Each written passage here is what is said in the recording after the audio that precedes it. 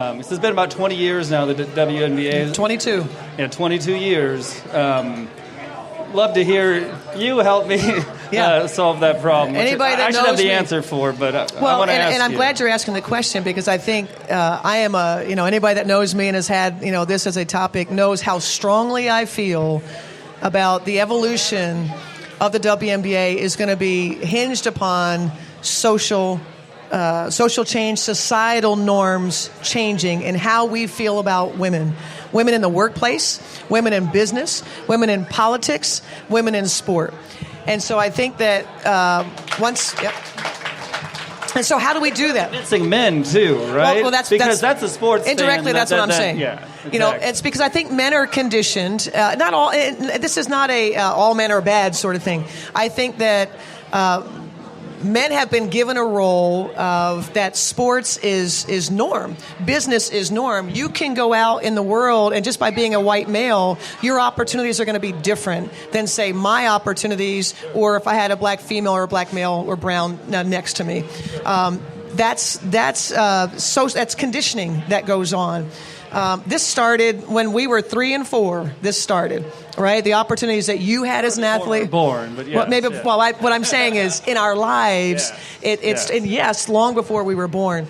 And so I believe that as a league, we must, first things first, we need the support of our commissioner of the NBA, Adam Silver. We need his unconditional, not token support, but all out, this matters, and put the resources behind it and make sure that this league is going to be successful. They do it with the G League. They do it with the Summer League. There's far greater commitment to those leagues than there is to the WNBA. We happen to have a great owner in Glenn Taylor who believes in our product. He's trying to get other NBA owners, but that should be happening at the commissioner level. With Adam Silver. And so I think when that happens, when a man advocates, this goes all the way back to Title IX.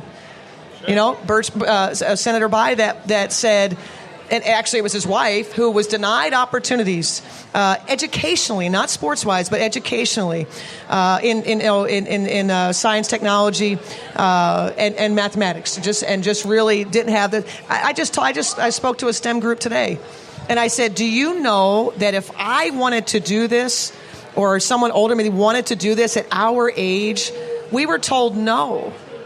Go do home economics, go do teaching, go do something else. And so we need people like yourself that have the opportunity to speak out and support. So men advocating for women is going to be one of the reasons why this league is going to be successful.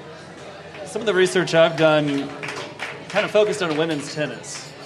That was a sport that was really male-driven for a long time. Why do you think that is? There has been that crossover to the women's sport where you've had men that have spoken up, right? You've had ESPN that's showing the games, right? There's dollars in behind it, but there's I'm trying to figure out what that special sauce and that link is to really. What is it about women's tennis that did have the crossover that we could bring to the WNBA? That's one of the things that I'm trying to solve. Outside of Serena and Venus, were pretty white women that men were attracted to. And so was Sharapova a popular tennis player for her talent or for her beauty? And were we interested in women's? And so that's a big part of. When I say social conditioning, societal norms, women's soccer, the national team, highly popular, right? A lot of white women on that. And so black females largely play in the WNBA. And so we're trying to carve out that space societally where that it's not about color, race, and that sort of thing, that I think there's an assumption that tennis players... Sex appeal, basically. It absolutely is sex appeal. There's tremendous amount of studies that have been done on that. And actually here in Minnesota, to have the Tucker Center over at the University of Minnesota, just unbelievable studies that have been just that, what the male audience takes to. And a lot of it is sexualization of female athletes, that they view that as more popular, that they would be willing to watch. Well, you gave me some reading for tonight, so I'll take a look at the study. Well, I really appreciate you engaging in conversation about that. Yeah, thanks. Yeah, thank you. Great topic. We appreciate it. Another question? I'll say one thing on that note. Watching the WNBA is so great to go to a regular season game and watch athletes compete hard all 4 quarters. I think that's just wonderful if you're trying to stack that up to, going to a whatever other kind of sport, regular season, WNBA is where it's at. Yeah. So we love watching all throughout the season. I think our playoff format might have something to do with that. Yeah, that, you want to be in the top 2, I think that's, I think that definitely has elevated the play in the regular season for us. Yeah. We love watching all year. Thank you. You have a game coming up in town. Who we playing? When? New York Liberty, Saturday night, 7 p.m. You'll be NBA there. NBA TV, that's right. As you're looking through, through this week and rolling up your sleeve and getting ready for that game on Saturday, what are you looking at? What are the most important points that you're going to drive home to your team this week? Well, first and foremost, New York Liberty is certainly an opponent that we have that's going to be on our minds soon, but prior to getting to that, we need a couple days of working on ourselves. We have yet to hit our core values defensively. We started off the season great. Our first 3 opponents were shooting just 37% against us. Problem is our offense wasn't much better than that, right? And then all of a sudden, for 5 straight games, teams averaged shooting 50% against us. Our offense was almost matching it, but not quite. Turnovers, we give up some offensive rebounds, a few possessions in a game here and there, and then the game's over. This last game, Connecticut shot 47%, which is what their average is. And so we need a tremendous amount of improvement. That has always been what our success has been rooted in, defense and rebounding. We are rebounding, but we aren't defending at a high enough level. So that is first and foremost, that the next time we play, I hope that we look more like ourselves, what we've been accustomed to seeing. If not, it will continue to be a tough go. And so I think that they want it, they know it, they believe in it. And I've already said I don't care what name's on the back of their jersey. If they don't, they aren't playing. And they believe me, which is a good thing. A couple more minutes in the show. Thanks so much for coming out and showing such great support for Cheryl and women's basketball and the Free House.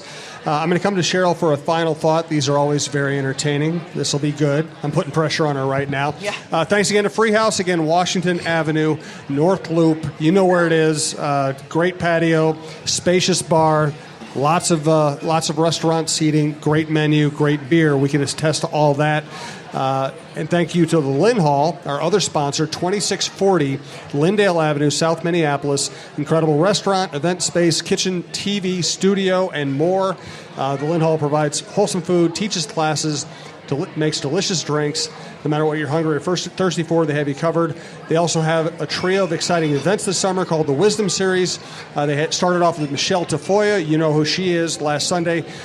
This next event is local CEO Lynn Casey, July 19th. Tickets are $25. Proceeds benefit the Young Women's Initiative of the Women's Foundation. Visit thelynhall.com for ticket information.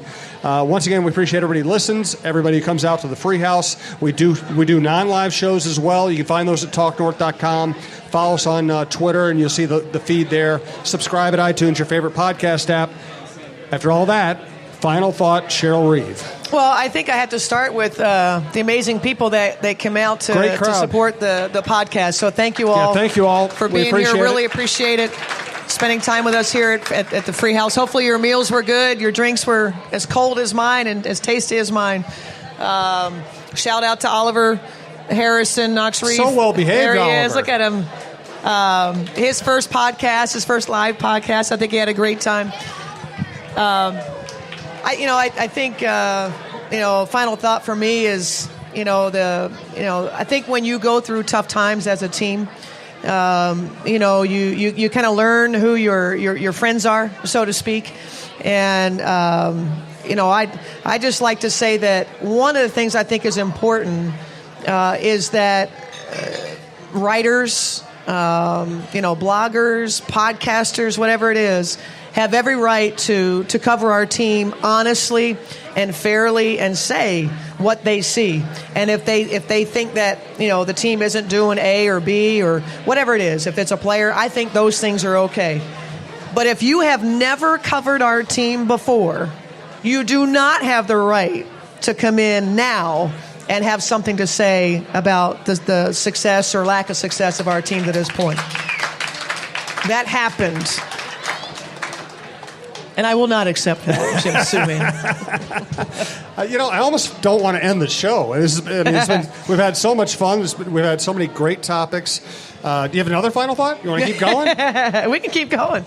No, I think we'll end it there. Again, we do 4 shows a month, so we have lots of material to get to, and it's been a blast working with Cheryl. There are a lot of great coaches who aren't much fun to talk to. This is different. I don't think anybody wants to sit down with Bill Belichick 4 times a month and try to get conversations out of him. This is a rare thing to have a championship coach, engaging in this format, being willing to try out really kind of a new medium. And MJ's you can have both if you want. To be willing to engage in a format that is this open and this accessible to fans and listeners, it's a blast. So I appreciate it, Cheryl. Thank you very much. And everybody's here for Cheryl. Please give her a hand. Thank you all. Thank you, Brandon. Yes, thank you, Brandon.